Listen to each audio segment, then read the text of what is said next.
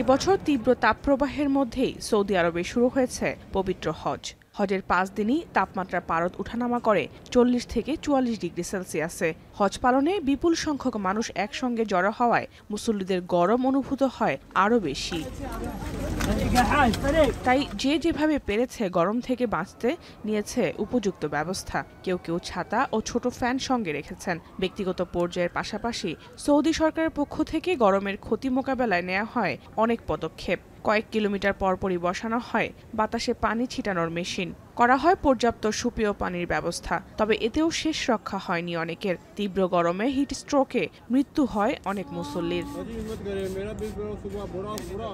যদিও সৌদি সরকারের উদ্যোগে হাজিদের স্বাস্থ্য সুরক্ষায় 24 ঘন্টাই খোলা রাখা হয় বিশেষ মেডিকেল টিম সেবা। তাদের দাবি, সৌদি আরবের গরমে অস্বাভাবিক মৃত্যু হয়নি হাজিদের। যারা মারা গেছেন তাদের বেশিরভাগই দীর্ঘমেয়াদে বিভিন্ন রোগে ভুগছিলেন।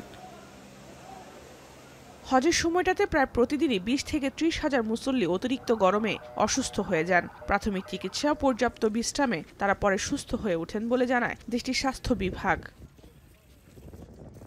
সামনের দিনগুলোতে তাপমাত্রা আরও বাড়তে পারে বলে পূর্বাভাস দিয়েছে দেশটির আবহাওয়া বিভাগ। তাই হাজিদের বেশি করে পানি পান ও বাইরে গেলে ছাতা ব্যবহারের পরামর্শ চিকিৎসকদের।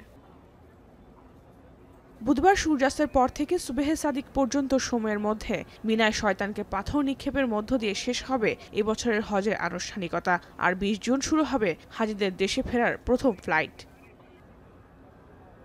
জাহানারা ভুঁইয়া, এখন বিশ্ব। ওয়ালটন ফ্রিজ কিনে অনেকের মতো আপনিও হয়ে যেতে পারেন মিলেনিয়াল। সেরা পণ্যের সেরা অফার।